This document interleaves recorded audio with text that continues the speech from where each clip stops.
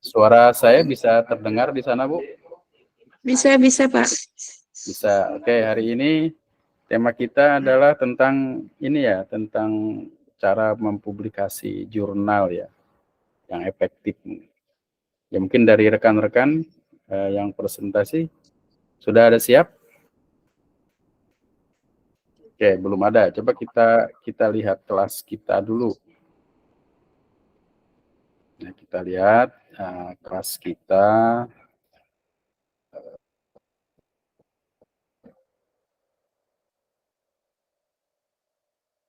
Kita buka kelas kita dulu ya. Saya biasanya buka kelas. Layar saya bisa terlihat ya. Bisa Pak, bisa. Oke, layar saya bisa terlihat. Kita cari kelas. Kita cari kelas. Kita cari kelas. Kelas kita adalah publikasi ilmiah kelas semester 7C. Nah, ini ya. Tema kita adalah tentang menulis artikel ilmiah yang efektif. Kehadirannya saya settingnya jam 8.30 ya.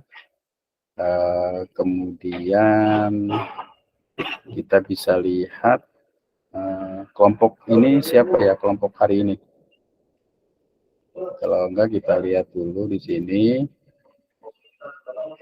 Kita lihat tentang perkuliahan S1 ya. Ini ada RPS, publikasi ilmiah 7, ABC, kemudian kelompok. Oke, kita lihat kelompok ini. Ini daftarnya, ini kelompoknya.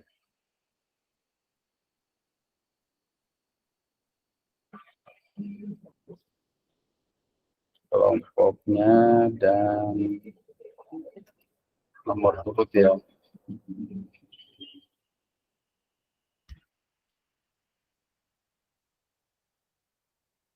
Kita lihat dulu sebentar, ini sudah muncul ya.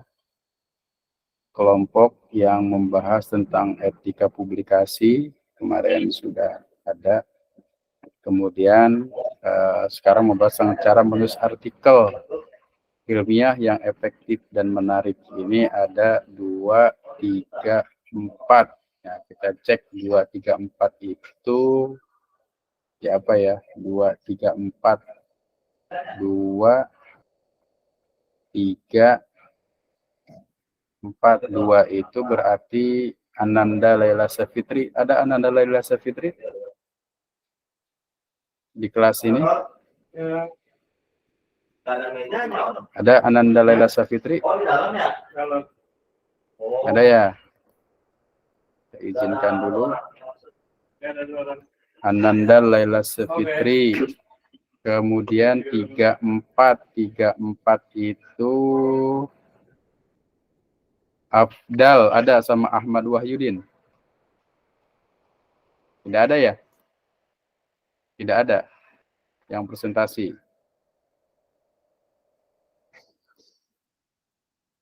Oke ya, jadi sampai hari ini, sampai saat ini mungkin belum ada yang presentasi. Saya ulangi lagi, ada yang presentasi tidak hari ini? Oke ya, nanti sifat dari tugas presentasi ini adalah wajib ya. Tapi memang semester 7 ini beragam lokasi ya, artinya tidak satu tempat, karena itu memang jika kesulitan untuk bekerja sama dalam mengumpulkan tugas, ini saudara bisa untuk mempresentasikan sendiri-sendiri ya. Tapi yang lain satu sama lain saling melengkapi, artinya ketika presentasi itu durasinya adalah 20 menit, maka paling tidak saudara kalau ada 3 orang sekitar 5 menit, 5 menit ya itu sudah dibolehkan untuk buat presentasi itu kalau memang ada kesulitan dalam hal untuk berkomunikasi karena memang karakter atau sifat dari kelas ini cukup beragam. Nah, daripada kita menunggu yang tidak pasti dalam pengertian untuk presentasi tidak hadir, maka saya ingin menyampaikan terkait hal-hal yang harus kita pahami ketika melakukan publikasi ilmiah. Ya, saya akan mencoba membuka file ya yang akan saya presentasikan terkait dengan mata kuliah kita pada hari ini. Nanti kalau ada rekan-rekan yang memang sudah muncul untuk presentasi, diingatkan saya ya untuk presentasi. Nah, mata kuliah ini sebenarnya lebih bersifat pada praktik ya.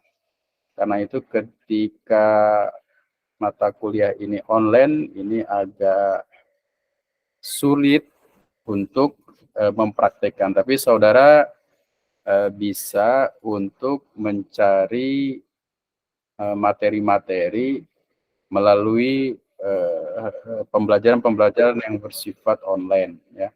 Saudara bisa mencari referensi di YouTube atau di tempat lain yang bisa dipelajari terkait dengan apa yang akan saudara presentasikan ya. Apa yang akan saudara presentasikan. Nah, ini ada nih ya. Presentasi, coba kita cari yang lain dulu.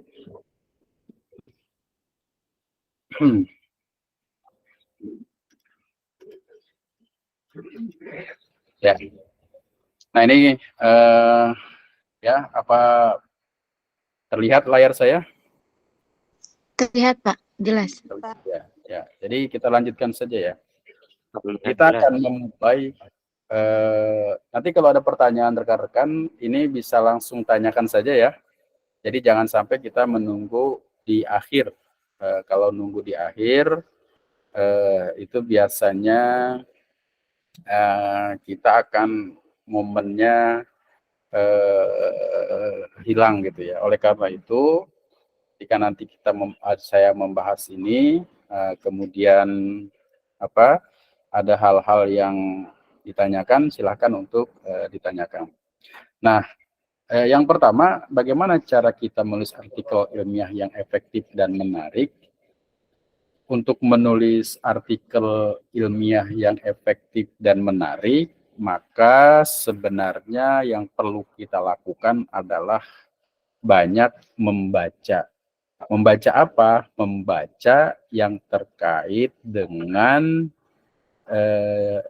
tema jurnal yang kita buat itu ya.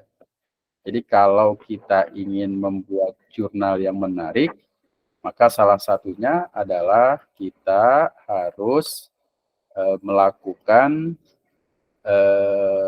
banyak membaca. Nah, banyak membaca pada saat ini itu kondisinya sangat berbeda dengan membaca pada masa lalu. Membaca saat ini kita bisa mempelajari teori-teori tentang membaca. Dengan membaca cepat, misalkan, jadi buku itu boleh halamannya 100, 200, 500, bahkan sampai 1000 halaman. Tapi bisa kita baca dengan waktu setengah jam misalkan. Kita sudah tahu ide pokok dari buku tersebut. Itu ada tekniknya, cara kita membaca. Mengapa hal itu diperlukan? Karena memang saat ini kita sudah hidup berada pada era informasi, di mana informasi itu begitu banyak, bidang-bidang ilmu cukup beragam, dan hal-hal lainnya. Maka yang diperlukan pada saat ini, di samping kita memiliki kemampuan untuk mampu membaca dari beragam sumber, juga kemampuan untuk melihat, mencerna tentang valid atau tidaknya informasi tersebut. Nah, karena itu, seiring dengan perkembangan zaman, perkembangan informasi, maka semakin banyak pula alat-alat yang digunakan untuk mendeteksi keaslian dari suatu tulisan itu. Maka kemudian bagaimana terkait kita menulis itu, di sini salah satunya adalah minimal ya, ketika kita menulis memiliki referensi 20 referensi. Nah, jadi sebelum kita menulis paling tidak referensi-referensi itu sudah kita pahami ya. Sumbernya dari mana, valid atau tidaknya. Tentunya untuk mengetahui dari mana sumbernya itu kita bisa melihat dari jurnal-jurnal yang terakreditasi atau jurnal-jurnal yang memiliki reputasi yang memadai. Nah, itu ya. Itu yang pertama. Ya, jadi referensi itu bukan hanya jurnal, bisa buku, bisa wawancara, bisa lainnya ya. Dan itu juga untuk memasukkan referensi itu juga ada model, ada tata cara yang harus kita pelajari. Dan ini memang harus dilakukan dengan praktik ya. Kemudian yang selanjutnya, di samping kita memiliki referensi, adalah kita harus memiliki tulisan atau menulis itu dengan tim ya. Kenapa? Karena kalau kita menulis sendiri, itu cenderung ya, tulisan kita itu gaya sendiri gitu ya, cenderung monoton. Ini mohon maaf kok tidak bisa bergerak ini. Tapi kalau kita bekerja dengan tim ya, maka satu sama lain saling mengisi. Nah, kira-kira misalkan kita digambarkan tadi ketika kita menulis berdua dengan minimal terputus tidak nih? Oke, lanjut ya. Dengan minimal 20 referensi kita bisa berbagi ya. Kita berbagi tulisan. Kita bisa berbagi tulisan dengan rekan satu tim kita. Di mana 20 itu bisa kita bagi 2 referensi. Misalkan kita sepakati dulu referensinya dari 20. Nah, kita bagi 2, berarti satu orang itu bisa memahami atau membaca literatur sebanyak 5 literatur. Nah, atau misalkan kalau kita bertiga, ya tinggal dibagi 3 saja. Jadi satu orang itu bisa lebih dari 2. Itu kan akan memudahkan dalam proses penulisan dengan tim. Jadi langkah yang pertama adalah kita memiliki artikel dulu ketika menulis, referensinya sudah jelas. Yang kedua, kita berbagi dengan tim, jadi tidak sendiri. Karena itu ketika mahasiswa menulis, biasanya ketika akan tayang di sebuah jurnal itu melibatkan dosen. Itu berarti ada tim dari mahasiswa, ada tim dari dosen ya. Kenapa? Karena mahasiswa dan dosen sama-sama perlu untuk mempublikasikan ilmu. Nah, dosen sebagai konselor atau tempat untuk berbagi informasi terkait dengan materi-materi yang dituliskan. Dosen bisa memiliki peran untuk merekomendasikan tulisan itu ditayangkan di jurnal apa ya, dan sebagainya. Nah, itu jadi dengan tim itu menulis itu lebih lebih baik. Nah, bagaimana kalau seandainya skripsi itu kita jadikan sebagai karya ilmiah yang dipublikasikan. Nah, itu juga harus melibatkan menulis skripsinya itu sendiri ya. Atau mungkin bisa dengan bantuan rekan-rekan yang bidang yang sama, tetapi ketika dipublikasikan itu akan berbeda lagi, karena ketika mau publikasikan akan lihat dulu publikasikannya di mana, di jurnalnya apa, template-nya bagaimana, disiplin ilmunya apa, ya, itu menjadi bagian yang tidak terpisahkan dari publikasi ilmiah. Oke. Kemudian, nah ini ada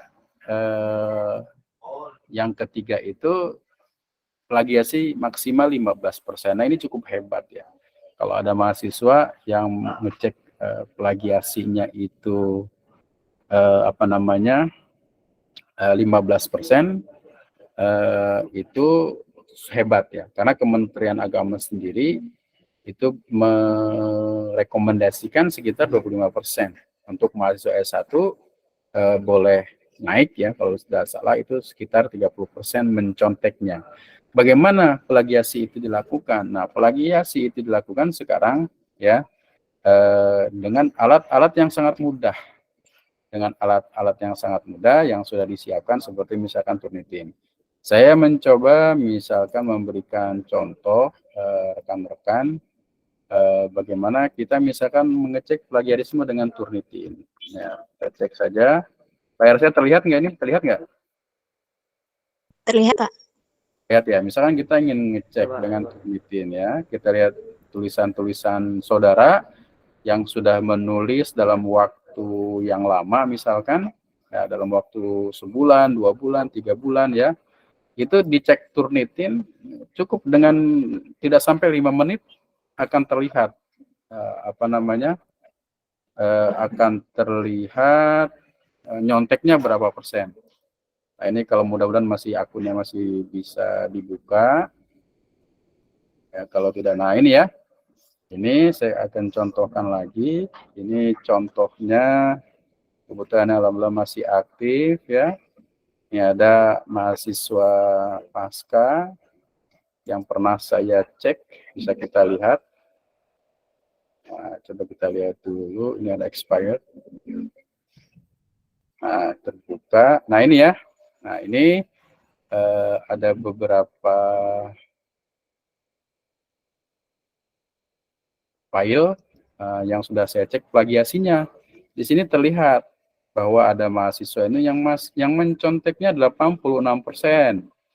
Ada yang menconteknya 53%. Nah, ini sekarang sudah menggunakan aplikasi.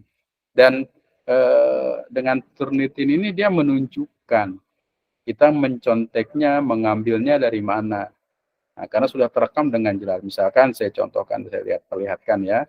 Akun ini misalkan, ini ada saya cek dari karya siswa pasca. Nah ini yang di blog ini menunjukkan bahwa ini diambil dari situs blog atau artikel orang lain. Maka kemudian ketika nanti di blog seperti ini, mahasiswa yang bersangkutan harus dikembalikan lagi untuk diperbaiki. Cara memperbaikinya salah satunya adalah dengan diparafrasekan. Ini contoh ya. Nah, kemudian ini ada nomor 1, 2 segala macamnya. Ini dia memberikan contoh, memberikan langsung memberikan referensi. Kita ngambilnya di mana? Ini 7 ngambil dari sini. Yang potoknya 6 itu ngambil dari sini. Atau misalkan kita ingin melihat detail lagi, ya, ini bisa kita download misalkan, kita berikan ke mahasiswa yang bersangkutan. Jadi dengan alat ini tidak ada kepentingan seseorang untuk kepentingan dalam pengertian begini, dalam tanda kutip sentimen gitu ya. Karena berdasarkan fakta, data yang ada dengan alat ini cukup ya bisa mendeteksi bahwa saudara itu mencontek. Jadi bukan berbicara dengan tidak ada data. Saudara mencontek sekian persen, mana datanya? Nah, ini akan terlihat datanya. Nah, ini contoh nih ya. Contoh misalkan dari tulisan ini ya. Nih, dilihat di bawah. Nah, ini tuh akan muncul. Menconteknya 53%. 53% dari mana? Internet source. Jadi mencari di internetnya 53%.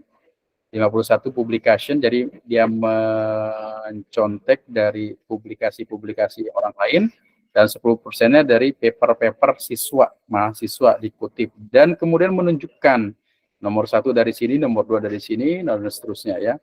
Bahkan kalau menggunakan aplikasi yang lain, misalkan seperti Xplagiarism, dia kadang-kadang mendeteksi ngambilnya jam berapa, hari apa, itu juga akan terdeteksi. Nah, itu ya. Jadi kalau kita bahas yang tadi ini, nah plagiasinya 15%. Ini menunjukkan bahwa karya saudara adalah orisinil, ya, benar-benar karya saudara. Jadi ketahuan ya, ketahuan.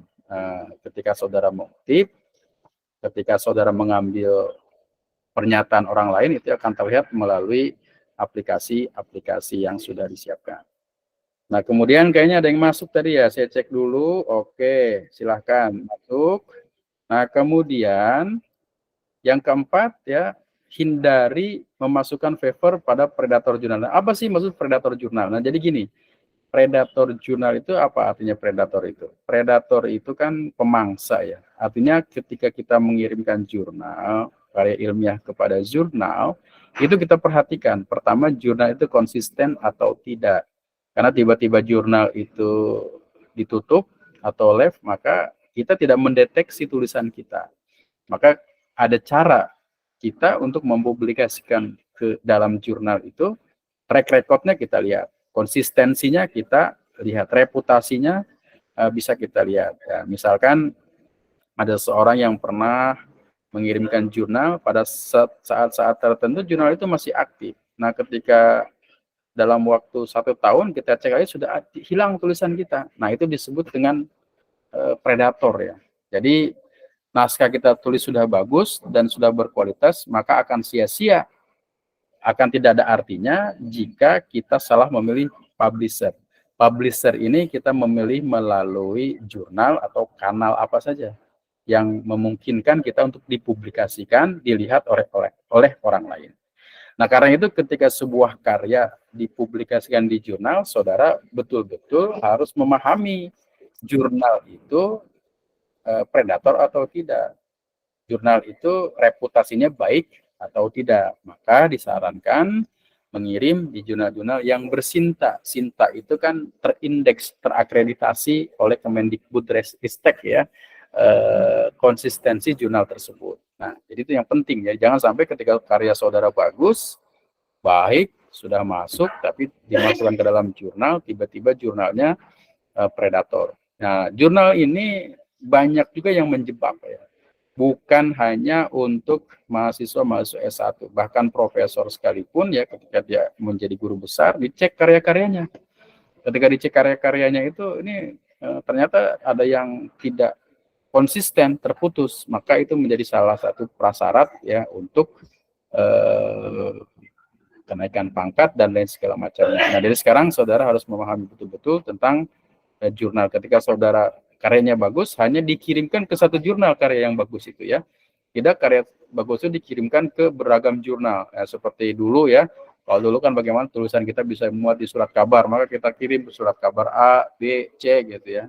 Kalau surat kabar kan sistemnya harian ya, tiap hari dikirim. Tapi kalau jurnal itu selama jurnal itu ada bertahan, maka link kita itu akan tersedia dan bisa dilihat kapanpun, karena link itu menunjukkan arah alamat jurnal kita, dan itu bisa bertahan sampai jurnal itu tidak hilang ya, sampai kapanpun.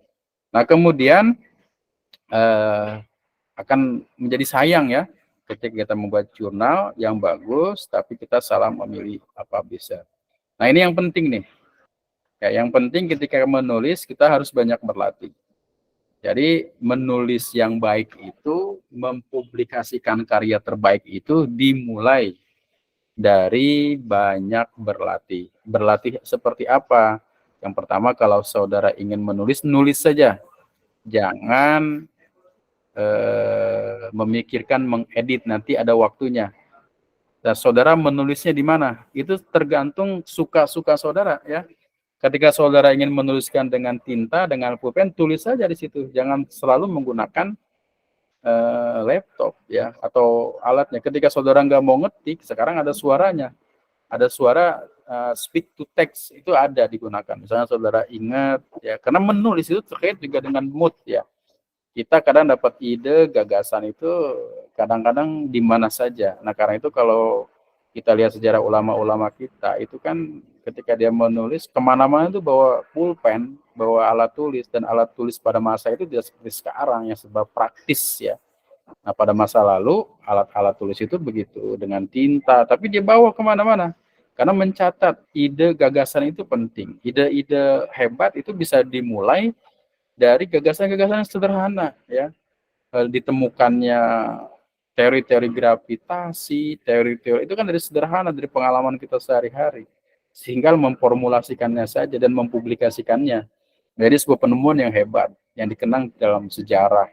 Nah karena itu kita harus banyak berlatih. Nah menulis pada saat ini tidak bisa dipisahkan dari tulisan tangan atau menggunakan alat, menggunakan handphone. Di handphone kita sudah beragam aplikasi yang bisa kita gunakan untuk menulis ya. Itu pun bisa kita gunakan untuk menggunakan ide-ide kita ya. Jadi alat apa saja boleh. Ketika kita menulis dan ketika kita menulis, buat struktur yang baik ya. Buat struktur yang baik. Nah, dalam ketika kita menulis itu di mindset pemikiran kita, itu harus melekat pertanyaan tentang apa, mengapa, kenapa, bagaimana, kapan, dan di mana. Misalnya paragraf yang pertama terkait dengan apa. Paragraf yang kedua bisa tentang apa juga. Paragraf pertama tentang apa, paragraf kedua tentang apa. Itu kan jadi paragraf. Mengapa? Paragraf ketiga. Misalkan kita punya tema tentang pendidikan santri ya, tentang pendidikan santri terhadap apa, misalkan tentang pengaruh kecerdasan santri terhadap konsistensi belajar. Nah misalkan begitu, ini kan kita judulnya nanti kita bisa perhalus. Yang kedua, ketika menulis itu kita bisa memulai dari apa itu santri. Maka ketika apa itu santri, kita akan mencari teori-teori tentang santri. Menurut ini bisa saja pertanyaan tentang apa itu bisa 4 lembar. Nah, baru kita bahas lagi mengapa. Nah, pertanyaan mengapa. Nah, mengapa itu juga akan berbeda jawabannya dengan pertanyaan apa. Nah, jadi itu bisa beragam. Nah, ketika kita menulis itu rumusnya ya, apa, mengapa, kenapa, bagaimana, kapan, di mana, siapa, dan seterusnya ya. Nah, ini harus banyak berlatih. Nah, kemudian ketika kita sudah menulis, sudah punya ide, sudah punya gagasan, tentunya hanya kita yang tahu dan orang-orang yang mungkin tertarik dengan ide kita. Belum dipublikasikan. Karena itu ketika masuk publikasi harus memiliki publikasi yang memiliki reputasi yang baik. Jangan predator. Nah, kemudian orang pada saat sekarang ini untuk membaca sesuatu tidak detail ya. Kita harus memberikan gambar-gambar yang menarik, tabel-tabel yang menarik. Karena itu sebuah karya ilmiah biasanya diawali dengan abstrak. Fungsi abstrak seperti pintu ya, ketika orang tertarik dengan disiplin ilmu tersebut, maka dia akan membaca lebih lanjut, akan masuk ke pintu tersebut. Tapi kalau tidak menarik, dia hanya sebatas di depan pintu saja melihat.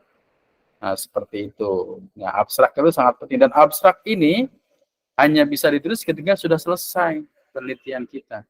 Karena di situ ada nama, siapa, mungkin kalau dalam bentuk skripsi atau terkait dengan pertanyaan apa, dan jawaban sederhana tentang penelitian yang kita lakukan.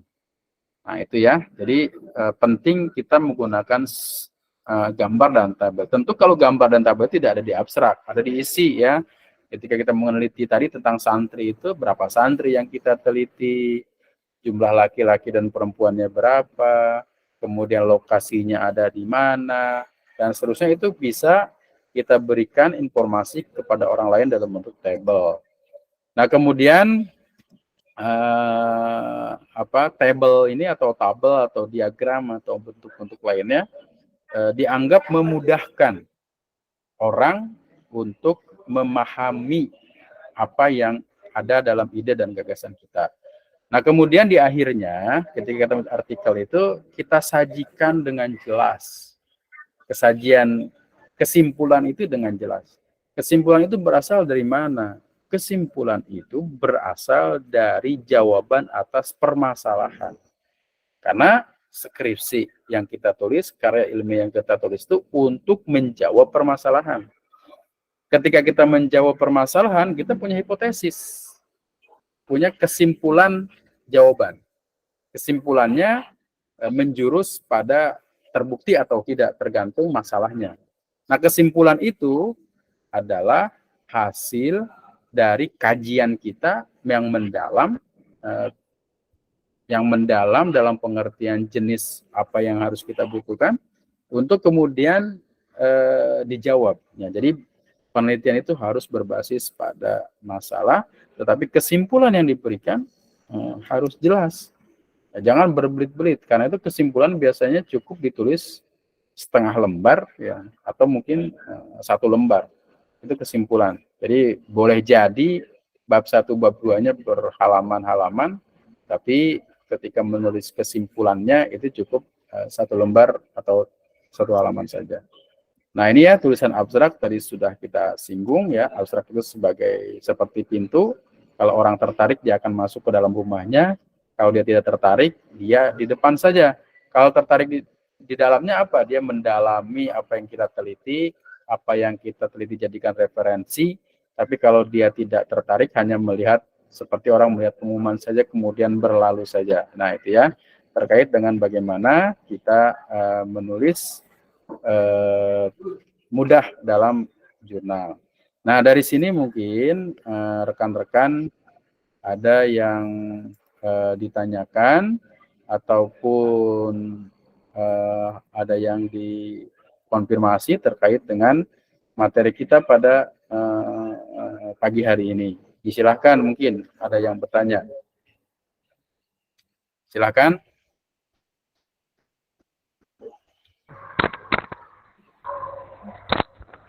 Oke, ada Astoni. Silakan, Astoni Prabu nih. Ada yang mau bertanya, silakan. Baik, Assalamualaikum warahmatullahi wabarakatuh. Assalamualaikum warahmatullahi wabarakatuh. Ini bisa dibuka kameranya ya, biar terlihat. Kalau Ya. untuk penulisan artikel ilmiah, Ya. Bapak ya, tentang bagaimana konsistensi santri supaya belajar dengan baik itu bisa juga dibikin judul untuk penulisan artikel ilmiah juga itu Pak ya? Ya, jadi gini, artikel ilmiah itu penulisannya bisa berbasis pada penelitian. Nah, model penelitian pada garis besarnya bisa 2 atau mungkin sekarang 3. Yang pertama bisa model kualitatif, yang kedua bisa model kuantitatif, atau bisa gabungan antara kualitatif atau kuantitatif dan perkembangan penelitian yang ada pada saat ini.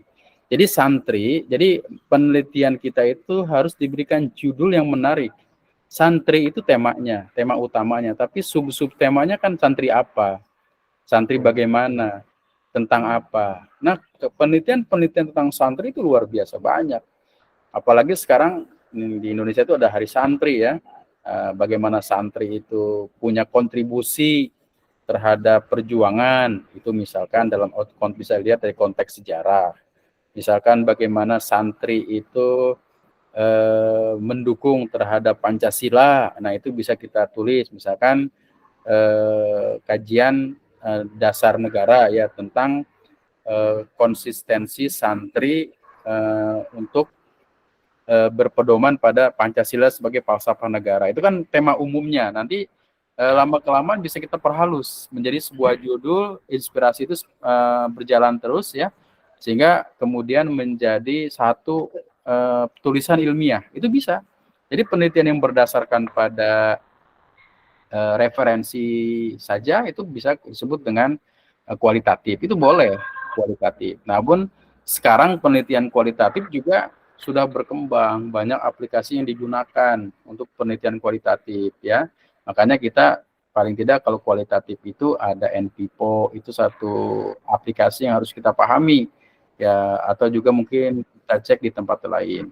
Ketika penelitian kuantitatif, maka kita harus memahami rumus-rumus statistik ya, mengetahui mean, median, modus, mengetahui bagaimana uji-uji sebelumnya, baik uji linearitas, uji konsistensinya, kemudian menggunakan apa, itu harus dipahami.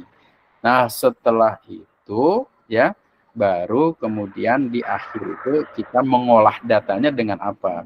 Akhirnya misalkan kesimpulannya ternyata santri ini sangat setia terhadap Pancasila, sehingga menjadikan Pancasila sebagai pedoman atau falsafah hidup sehari-hari. Atau kemudian kita menemukan bahwa santri ini menyatakan tidak ada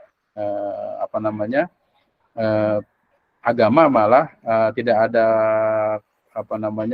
sesuatu yang kontradiktif antara falsafah Pancasila dan pedoman-pedoman agama yang santri itu geluti. Ya, itu misalkan, itu contohnya.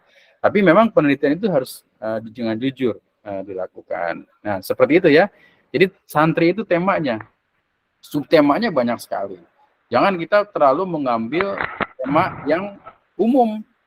Karena kalau tema yang umum ini orang akan sulit, ini maksudnya apa. Maka penelitian itu harus masuk kepada sub-sub tema yang khusus, ya, wilayah-wilayah khusus. Nah, wilayah khusus itu apanya? Dari santri itu kita buat biasa diagram tentang banyak sekali tema-tema yang harus kita bahas tentang santri. Jadi bisa sebenarnya, sangat bisa. Apapun yang kita hadapi, yang kita lihat, yang kita dengar, yang kita lakukan, ya, kita misalkan ketika di jalan, ini kaitan dengan ilmu-ilmu yang lain ya, bidang misalkan ini kok macet lalu lintas tuh begini, kita pengen punya usulan bagaimana caranya biar tidak macet. Nah, usulan kita itu bisa kita tulis dalam sebuah jurnal. Nah, itu bisa, tapi memiliki referensi yang ilmiah, itu salah satu syaratnya. Itu Pak Astani ya, kira-kira gitu. Jadi apa kita jadikan kajian untuk menulis sangat terkait dengan ilmu yang kita pahami. Ya. Terima kasih Pak ya. Artinya begini, ketika kita di lulusan PAI menulis tentang lalu lintas, maka reputasinya tidak baik, karena memang jurusan kita bukan itu. Tapi kalau seorang PAI menulis tentang membahas santri, itu hebat, karena memang bagian bidangnya. Demikian juga orang lain yang tidak paham tentang santri menulis santri, maka itu tidak baik juga. Maka kalau misalnya kita melihat ya peneliti-peneliti barat ya, ketika meneliti tentang Indonesia, dia mendalami dulu Indonesia itu. Dia teliti di Indonesia itu. Misalkan ada Robert Hess tentang santri, dia meneliti bahwa ternyata kesimpulan dia cuma 3, santri itu di Indonesia itu ternyata ada 3 kriteria gitu. Misalkan pertama ada santri, ada orang Islam yang santri, ada orang Islam yang abangan, ada orang Islam yang priai, kemudian dengan konsep-konsep yang ada. Dan ini tidak tiba-tiba dia langsung membuat kesimpulan itu, tapi dia mempelajari tentang Islam yang ada di Indonesia yang berjalan cukup lama. Ya, demikian juga ketika kita meneliti tentang sesuatu, maka kita harus mendalami, bahkan mungkin merasakan ya tentang apa yang kita teliti ya. Kita teliti. Itu ya mungkin seperti itu. Ada lagi mungkin dari teman-teman yang lain? Pertanyaan? Mbak izin bertanya. Ya, Azmi Maskur ini akunnya. Ya, untuk referensi apakah memang harus dari makalah atau jurnal atau skripsi, apakah boleh dari misal seperti video YouTube seperti itu Pak? Mungkin penjelasannya. Oke, sekarang itu referensi itu cukup banyak ya. Referensi tidak hanya buku, menurut aplikasi yang terbaru, media sosial yang punya reputasi ya, itu bisa jadikan referensi. Misalkan sekarang tiap kita ingin melihat data statistik, berapa sih jumlah madrasah di Indonesia itu kan ada website yang kita lihat, misalkan data emis madrasah, di situ akan kelihatan, itu bisa dijadikan referensi. Atau misalkan YouTube tentang seseorang, itu bisa dijadikan referensi, tapi menggunakan aplikasi NPPO itu yang harus kita pelajari dulu ya, cara memasukkan aplikasi itu. Atau wawancara. Nah, wawancara ini sekarang kan gampang ya. Wawancara itu bisa kita rekam, kita masukkan ke dalam Google Drive. Ketika nanti dijadikan referensi, orang bisa lihat bagaimana caranya. Tinggal klik wawancara itu, kita cantumkan alamatnya di buku, itu bisa menggunakan alat atau kita berikan barcode, ketika scan langsung buka, itu bisa sekarang mudah. Karena itu penelitian yang sifatnya kualitatif dengan menggunakan data-data dengan referensi-referensi utama itu boleh menjadi tidak hanya jurnal, tapi beragam media bisa dijadikan sebagai referensi. Nah, tentunya referensi yang paling utama adalah dari sumber aslinya. Ketika kita meneliti tentang biografi seseorang, ya paling tidak kita punya wawancara dengan orang tersebut. Kalau orang itu sudah tidak ada, paling dengan yang terdekat, yaitu keluarganya. Untuk keluarganya itu kita bisa merekam, dan merekam itu harus legal ya. Artinya kita izin dulu, wawancaranya direkam, nanti saya masukkan rekamannya, saya catat, dan seterusnya. Itu harus ada izin ya dari orang yang kita wawancarai ya. Jadi begitu mungkin Pak Maskur ya. Jadi apapun bisa jadikan referensi itu sekarang itu. Ya. Oke. Ya, makasih Pak penjelasannya. Ya. Sama-sama. Ada lagi rekan yang lain? Oke, kalau tidak ada, kita cukupkan dulu ya pertemuan kita. Oke, ada Ibu ini ya, Sumiati. Ya. Bapak Silakan, Bu. izin untuk di luar dari ya Pak. Ya. Untuk pembagian kelompok saya kan kelompok 4 ya. Jadi Gimana? Untuk pembagian kelompok, kelompok saya tuh kan nggak tahu ya orangnya yang mana. Terus saya udah nyoba nyaut di grup juga, anggotanya pada nggak ada Pak. Ya, oke. Begini ya. Terima kasih, saya paham, Ibu Sumiati. Ya Pak. Begini, jadi sebenarnya kelas C ini beragam rekan-rekan kita, teman-teman kita, dan memang secara geografis tidak memungkinkan untuk bertemu ya. Karena tadi ada yang dari Papua, ada yang dari tempat-tempat yang lainnya. Nah, karena itu ya, ketika saudara sudah tercantum dalam kelompok itu, bisa membuat tulisan masing-masing saja ya, 1 atau 2 slide gitu, yang lain nanti 1 atau 2 slide lagi. Kalau ada 3 saja, 1 orang 2 slide, itu kan sudah jadi 6, bisa dipresentasikan. Nah, jadi tidak harus menunggu berkelompok atau bertemu, tapi kalaupun menggunakan WA misalkan, alat-alat itu kan tidak juga agak kesulitan untuk berkomunikasi. Karena itu untuk kelas ini, ketika sudah ditentukan namanya dengan kode 1, 2, dan segala macam yang didasarkan atas nomor urut presensi atau kehadiran atau absensi istilahnya, nah itu mengerjakan sendiri-sendiri saja ya, mengerjakan sendiri saja. Nanti kalau kelompok saya tuh nggak ada anggotanya, jadi cuma saya aja. Ya. Jadi kalau begitu, kerjakan sendiri saja. Nanti saya akan memberikan tugas di kelas ini, siapa yang sudah presentasi untuk mengirimkan masing-masing file presentasinya. Kalau file presentasinya berkelompok, maka nanti setiap mahasiswa bisa mengirimkan file yang sama, tapi uploadnya sendiri-sendiri. Tetapi ketika dia memang mengerjakan sendiri, ya masing-masing filenya untuk diupload di Google Classroom masing-masing. Nah, ini ya, jadi memudahkan. Karena memang ini saya konsultasikan dengan Pak Ketua, karakteristik dari kelas C ini memang dari beragam tempat ya. Jadi agak susah untuk bertemu, tapi tetap perkuliahan dijalankan. Begitu mungkin Ibu Sumiati. Dari mana Bu Baik. Sumiati? Baik, Pak. Terima kasih. Ya, oke. Ada lagi mungkin yang ditanyakan? Bapak, maaf, kalau misalkan dibikin list untuk mahasiswa yang aktif gitu, bisa nggak Pak di grup? Biar tahu nih mahasiswa mana aja yang sering masuk atau mahasiswa yang aktif atau enggaknya gitu. Ya, gini, sebenarnya saya itu dilihat dari presensi jumlah mahasiswa kita itu cukup banyak ya. Cukup banyak, ada berapa ini? Ada banyak lah pokoknya, lebih dari 70 ya, tapi yang hadir di sini kan 23. Dan karena itu mungkin nanti saya akan melihat endingnya saja lah di akhirnya. Karena kalau memang yang aktif atau tidak, saya khawatir pada di awal itu aktif, di akhir kemudian tidak aktif. Atau dibalik, di awal tidak aktif, di akhir kemudian aktif. Maka kemudian yang menjadi dasar penilaian saya adalah presensi kehadiran. Nanti presensi itu kan sangat berpengaruh pada nilai.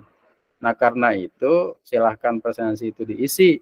Nah, kemudian tugas-tugasnya juga diisi. Maka agar di akhir itu terdeteksi namanya dan nilainya. Kalau saya menulis satu-satu, ini sebenarnya bagian dari administrasi ya, untuk menentukan namanya siapa-siapa. Maka karena itu saya tadi sudah menyampaikan tugasnya ya sendiri-sendiri saja, tidak harus berkelompok walaupun sudah ditentukan temanya masing-masing. Jadi begitu mungkin, Ibu ya. Baik, Pak. Ya. Oke, ini kalau Nur Jamila mana? Ada Ibu Nur Jamila? Ada, Pak. Oke. Ada yang mau ditanyakan? Atau Ini mau mungkin tanya di sini kemarin, ada satu akun minggu yang kemarin digunakan Oke. dengan banyak orang, ada nggak satu akun yang digunakan untuk bersama-sama? Jadi tidak terdetek namanya di sini, ada nggak? Nah itu kan baik, mudah-mudahan ya tidak ada ya. Oke, itu aja ya pertemuan kali ini, mudah-mudahan ada manfaatnya. Tetap pantau. Maaf, Pak. Ya, silakan. Ini mau tanya yang kemarin sempat presentasi kelompok 1 tentang etika publikasi ilmiah itu. Pada saat mau presentasi kan ada jaringannya hilang, Pak. Ya. Oke ya, memang kemarin itu ada presentasi, tapi jaringannya hilang. Dan nanti silakan upload saja filenya. Kemudian kita kemarin karena memang sudah hilang, jadi saya yang melanjutkan presentasi itu. Ya, itu. Nanti kalau memang mau presentasi, kita kasih waktu pada lain kesempatan. Tetapi pada dasarnya kita sudah menangkap ya apa yang disampaikan itu. Informasi yang selalu tersampaikan, dan jangan lupa untuk mengupload tugas masing-masing dari presentasi mahasiswa. Nanti akan saya buat linknya di kelas agar saudara itu nanti bisa mengupload tugas masing-masing dan bisa terlihat. Itu aja ya, Bu Nur Jamila. Iya, Pak. Makasih banyak. Terima kasih, Bu. Dan terima kasih atas perhatiannya. Mohon maaf atas segala kekurangan. Saya izin pamit. Kita akhiri sama-sama pertemuan ini dengan baca hamdalah. Alhamdulillah rabbil alamin. Allahumma wa bihamdika asyhadu an la ilaha illa anta astaghfiruka wa atubu ilaik. Assalamualaikum warahmatullahi wabarakatuh. Waalaikumsalam.